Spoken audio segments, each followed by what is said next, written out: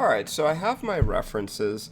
We're going to do a bust sculpt or go over the basics of it over the next few videos. And this is just a quick to get you started and get you all running into it. How I'm doing this is how you would also do a full-on body character. Just with a body character, you have to make a few more decisions, like, am I going to use, what's the clothing going to be like, and how am I going to model that? So we're going to start with a basic of the head. So I'm going to choose the basic head, and our idea is we're going to turn this head into this character, or a reasonable facsimile, and we could see it's very, very different proportionately, right? This guy's a nice long, kind of exaggerated head. This guy, you know, over here, besides not having any features, is very round and boxy in some ways, kind of head, and we have to convert that. But instead of using an external reference, we're just going to go over, because that one's kind of self-explanatory, we're going to bring in those images, the front and side view, as image planes. So when I'm in Mudbox, I go to my objects list, and in the objects list you will see the different cameras. So what I'm going to do is I'm worried about my front view and my side view. So in my front view, let's open that up. We have an image plane and stenciling, so if we're going to do stenciling, but in the image plane, you'll see there's a spot where I can import the image. Now, first I want to look through my, I don't have to look through it, but I'm going to look through it while I'm doing this. So I'm going to say look through, and boop, now I'm looking through the front frame, the front image. I select the image plane, which is blank, and I'm going to import in that front view into the front camera. Okay.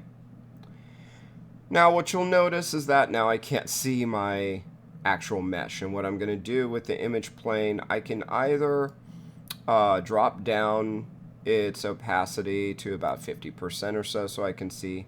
I can also adjust the depth. Okay.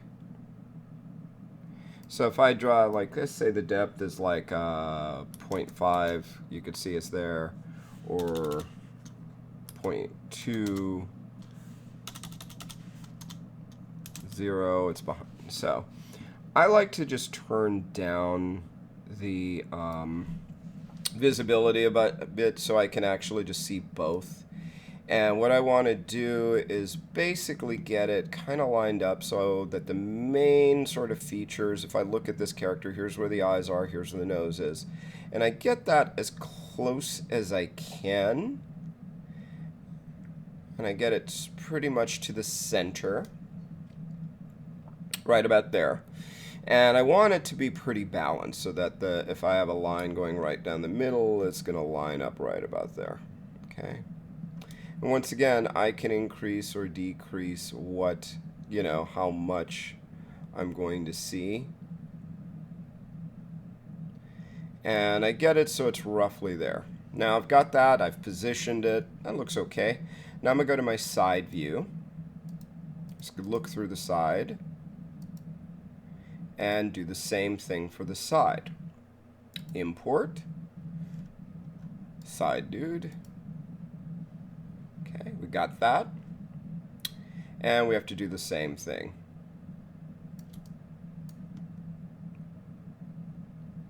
I'm just going to use mostly the nose as my lineup of where the character is, because everything else is going to kind of fit to that.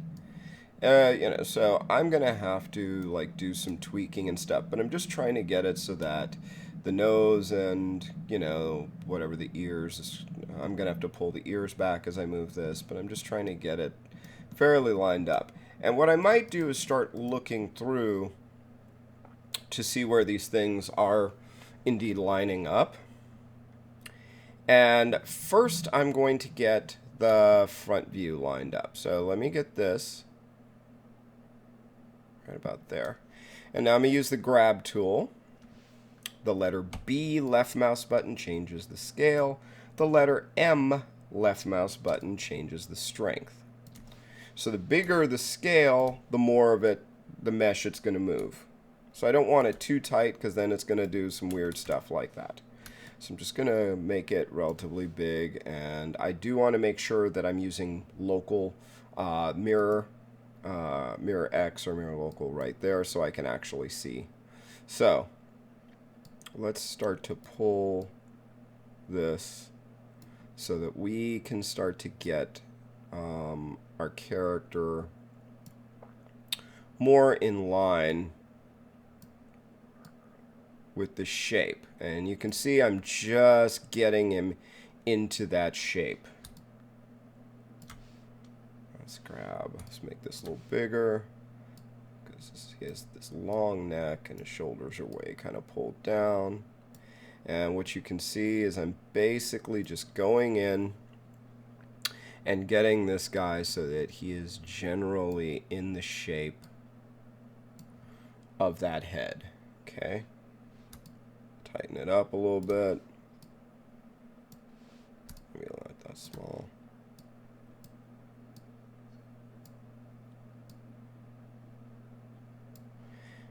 All right. And the nose where it should be. Yeah, it's right about there. Okay. The ears I will worry about in a little bit. I'm not going to stress too much, but I'll get them roughly where I want them. Right about there, because they need definition. So I've got my front lined up fairly well. That looks good. Now let's go to the side view. And we see some interesting things. So let's fix this. I'm going to push that ear back. I'm going to start to tweak the head out because it's the top that's actually more lifted.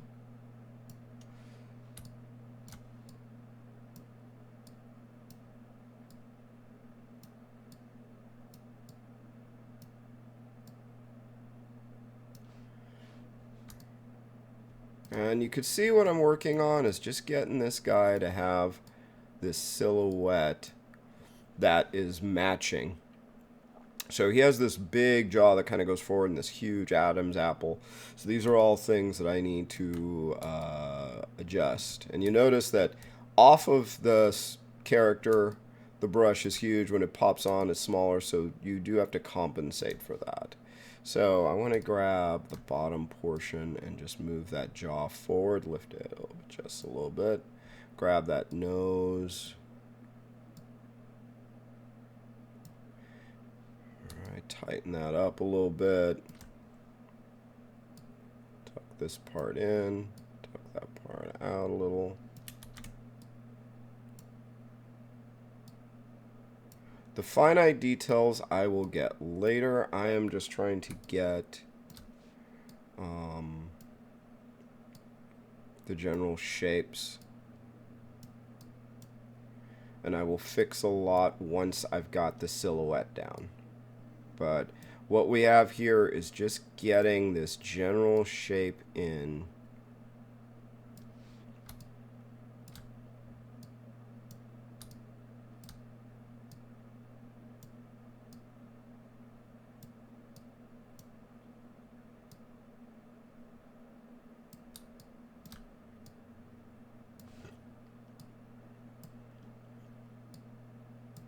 So that we can get that look the way we want.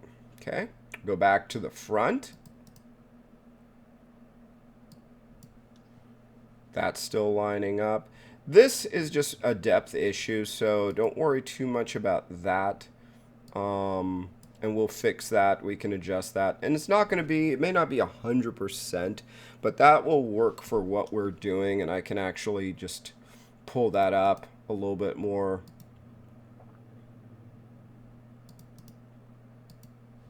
And then when I'm all ready, I can go, let's look at the perspective. So yeah, I'm going to have to fix that. But we can see, let's go home. There we go. And so I have to adjust for that. So there are going to be things that you have to adjust for, obviously, and compensate for. Because we are dealing with 3 dimensions here, right?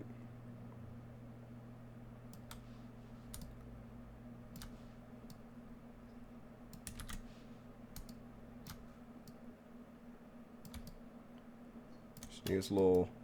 I'm using the shift and just lightly going to smooth things out a little bit when I need to, if it's getting too kind of weird or weird indentations. And I'm looking at this from all sorts of angles to see what it's looking like. Okay. And so that if I actually look at this guy now, we start to see